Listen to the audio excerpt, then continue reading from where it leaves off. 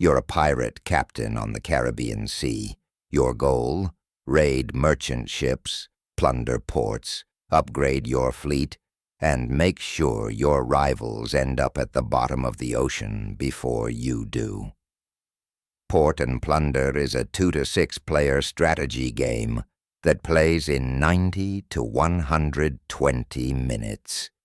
In this video, I'll teach you everything you need to know to play your first game. Let's sail. Before we touch a single die, let's talk about winning. Because in Port and Plunder, there are 3 ways to do it. First, last pirate standing. Sink every other ship on the board. Be the last captain sailing. Simple, brutal. Second, loot master. Accumulate 60 or more spoils banked at your home port. This one rewards patience, clever trading routes, and knowing when to run. Third, destiny complete. Once the entire fate card deck has cycled through, the player who completed the most sub-objectives wins. This is the long game. All 3 conditions are active at once, so every player could be chasing a different victory. Keep an eye on what your rivals are up to. Every pirate controls a ship, and that ship has 4 stats tracked on your stat card. Hull integrity starts at 10, max 20. This is your ship's health. Hit 0 at sea, and your ship becomes useless. You can still limp home on 1 free move per turn, but you can't collect loot or spoils. Sails starts at 1, max 3. Each sail means you roll 1 more d4 when you move. More sails, more speed. Guns starts at 1, max 5. In combat, you roll 1 die per gun on the side, facing your enemy. More guns, more damage. Capacity starts at 1, max 5. Each point is 1 cargo slot. You can only carry as much loot as you have capacity. You'll also track 2 currency types. Loot, what's currently on your ship, and spoils, loot you've safely banked at your home port. All 4 stats can be upgraded. We'll get to that.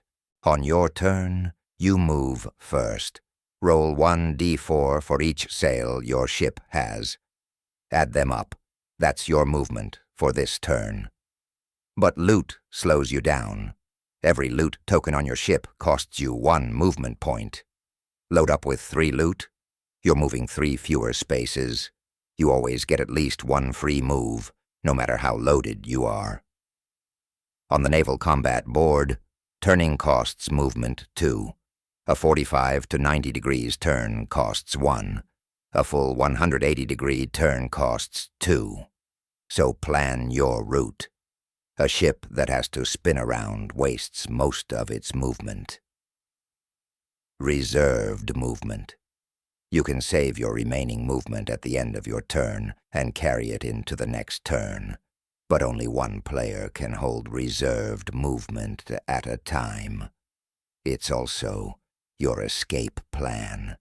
If you need to flee combat, reserved movement gets you out.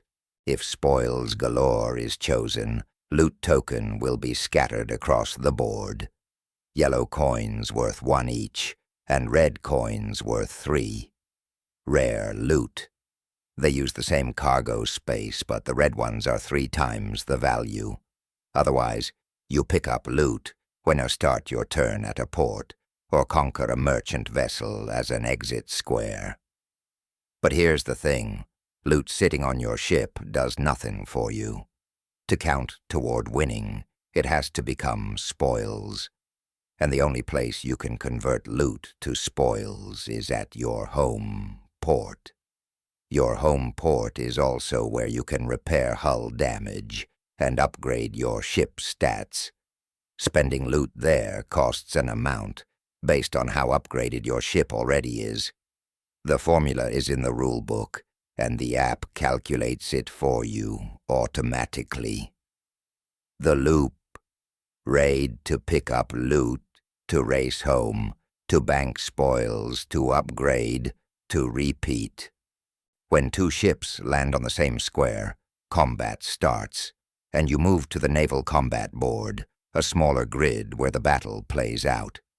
The attacker goes first each round. Here's how a combat turn works.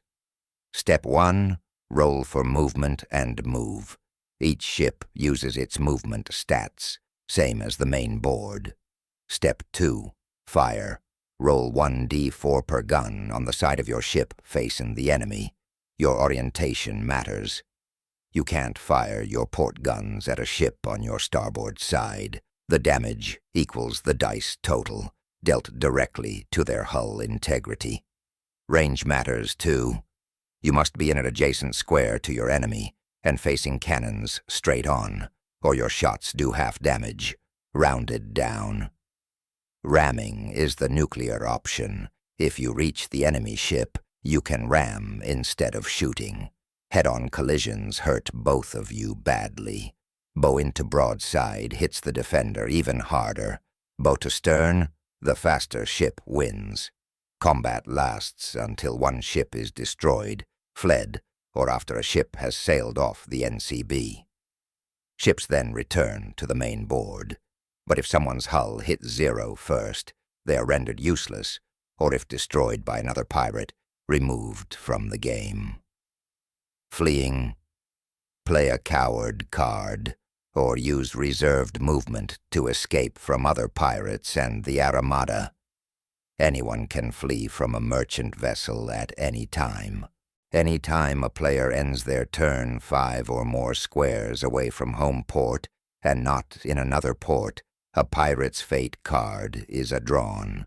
There are 36 in the deck, and they can change everything. Some examples.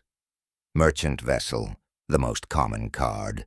A merchant ship enters the board. Combat it and win its loot. Armada, crown warships attack the nearest pirate. If that's you, good luck. Hurricane, a storm marker goes on the board. Ships caught in it lose hull integrity every round as it moves. Ironsides, your fleet gets double combat rolls in the next fight. Keep this one. Coward, play it to flee combat instantly, or use it later. Mutiny, flip a coin. Lose and your captain is lost, or you are rendered useless and you must go home. Reshuffle, and add in the nasty fates after round 10. The game ends when the deck is played through. Each full turn follows this order. 1. Roll and move. 2. Resolve combat if triggered. 3. Collect spoils at your location. 4. Pick up loot when leaving port. 5. Use reserved movement if you declared it. 6. Declare port loading or unloading. 7. Do your home port actions.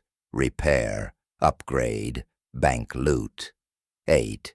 Declare any stat improvements you're buying. 9. End your turn. The app walks you through each step so you don't miss anything.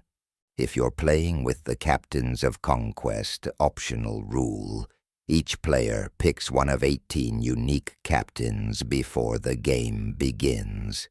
Every captain gives your fleet a permanent ability.